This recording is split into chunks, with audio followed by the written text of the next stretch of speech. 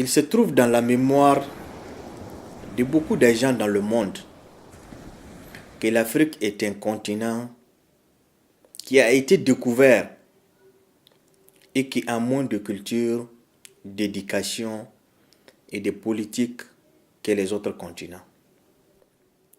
Alors que lorsqu'on jette un coup d'œil dans les écrits du passé, on trouve un explorateur africain du nom Mandé Boukari, appelé Aboubakar D chez les historiens occidentaux,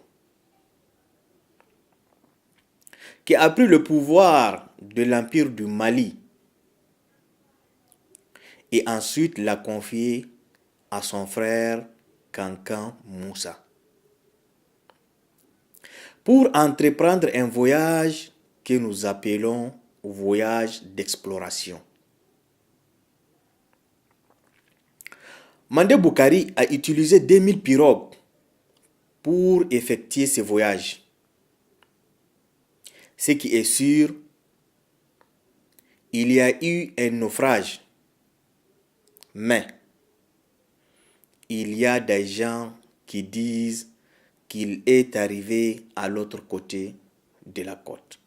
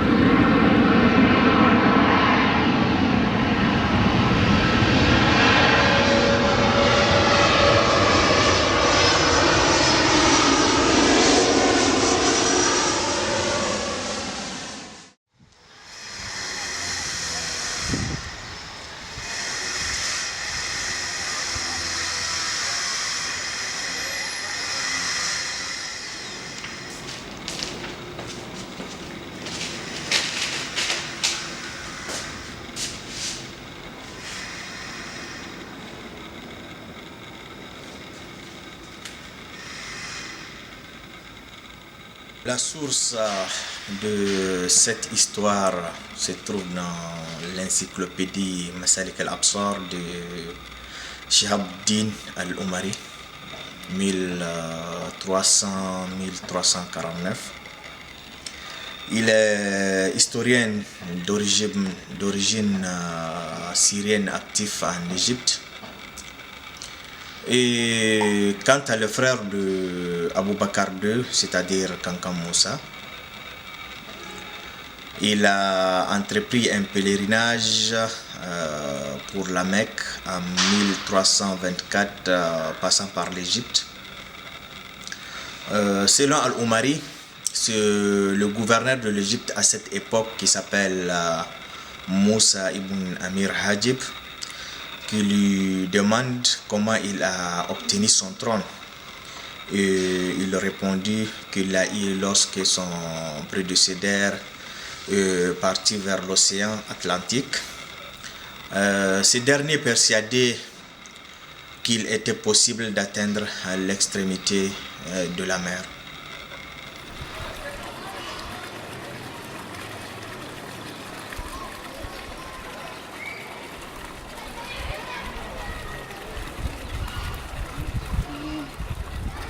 Lorsque Kanka Moussa a entrepris le voyage pour la Mecque, passant par l'Égypte. Il a rencontré son gouverneur qui était Ali ibn Amir Hajib, qui était le gouverneur de l'Égypte et de Carafa à cette époque. Et Kanka Moussa était descendu à Carafa. Donc, il y a eu une très grande amitié entre lui et le gouverneur. Kanka Moussa lui a parlé de sa situation et celle de son empire. Kanka Moussa raconte que son empire est très riche en or, en bétail et en volaille. Et qu'on trouve dans son empire un arbre sous lequel peut se reposer 500 chevaliers. Quand alors il se trouve en abondance, celle qu'on trouve en printemps après la saison pluvieuse, celle-là on la ramasse dans le désert. Et celle qu'on creuse dans les petites roches sous la terre au bord du fleuve. Amir ibn Hajib raconte que Kanka Moussa et ses compagnons étaient très généreux. Ils aiment faire du bien aux pauvres. Ils sont très religieux. Ils sont bien habillés, calmes et très patients. Kanka Moussa a quitté son empire avec 100 wasak, c'est-à-dire 2400 kg d'or, qu'il distribue à des tribus de son passage jusqu'à la Mecque. Il a beaucoup aidé le gouvernorat égyptien et les commerçants ont beaucoup gagné avec lui et ses compagnons, jusqu'à dévaloriser la valeur de l'or en Égypte pendant 12 ans.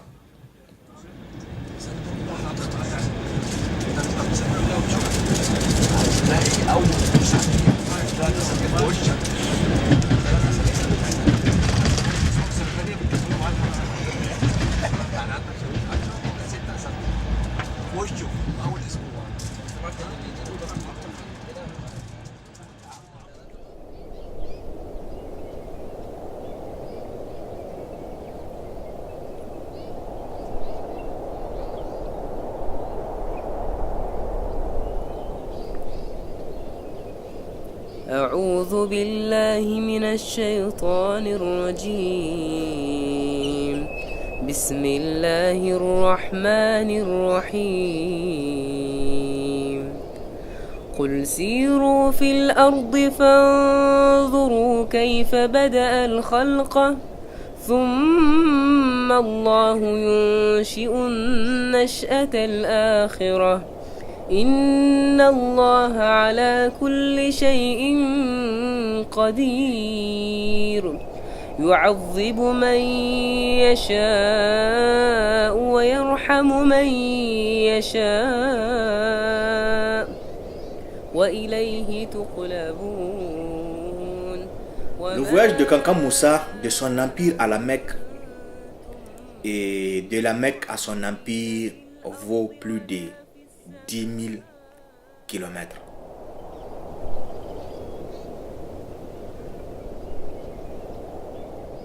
L'empire du Mali, à cette époque, s'étend de l'ouest de l'Afrique jusqu'aux côtes de l'océan Atlantique et fait frontière avec le Maghreb.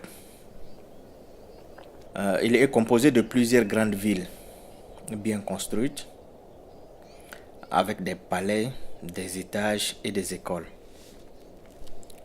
Cet empire est de haute température et peuplé par des habitants très élancés de teint noir. Il était le plus vaste empire qu'a connu le Soudan musulman, avec une armée très forte et organisée, ce qui fait l'empire le plus puissant et a une économie très abondante. La superficie de cet empire et de 4 mois de marche de longueur comme 4 mois de marche de largeur.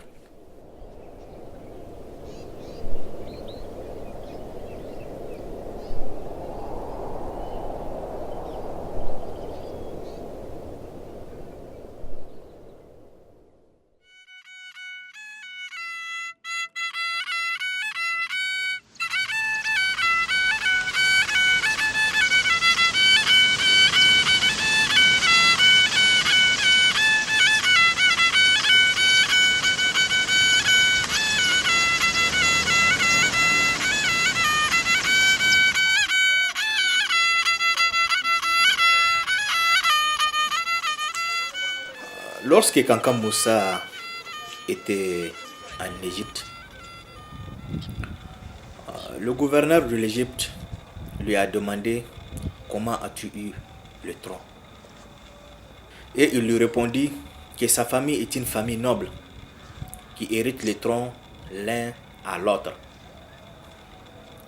Et qu'il était avant lui son frère Abou Bakr qui voudrait découvrir les limites de l'océan. Il s'est préparé pour ça en organisant une première expédition composée de 200 pirogues, d'hommes, de vivres, d'or, qui les suffit pour des années. Et il a dit de ne pas retourner jusqu'à découvrir l'autre côte de la mer. C'est ce qui s'est fait. Et pendant une longue date de voyage, il était revenu une seule pirogue et on a demandé les guides sur leur voyage. Il a répondu. Nous étions dans notre navigation lorsqu'on a vu un environnement et qu'on a cherché à être là-bas. C'est de là qu'on s'est croisé avec une vague très puissante. Mes camarades se sont mis dedans et ils ont été emportés par le courant de la vague. Et c'est de là qu'on a perdu le contact. Et c'est de là que je me suis retourné. Mais le roi n'a pas cru. Il a organisé une deuxième expédition de 2000 pirogues, composée d'hommes, d'eau, de vivres, guidée par lui-même pour la découverte de l'autre côte de la mer. Et c'est de là qu'il n'était plus revenu. C'est comme ça que j'ai reçu le trône.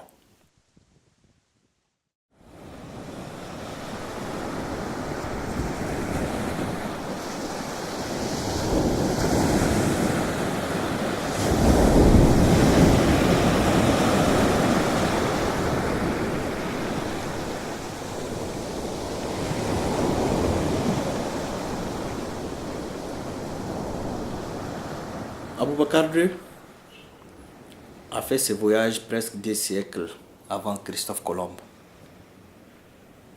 C'est très important de le préciser parce que les gens disent que l'Amérique a été découverte par Christophe Colomb en 1492. Il a entrepris ce voyage parce que c'est quelqu'un qui voulait acquérir des connaissances.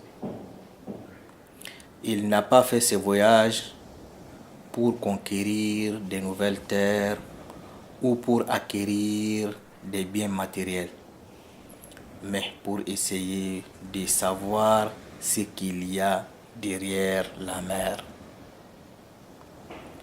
Il y a des gens qui disent ou qui pensent qu'ils sont arrivés à la côte du Brésil.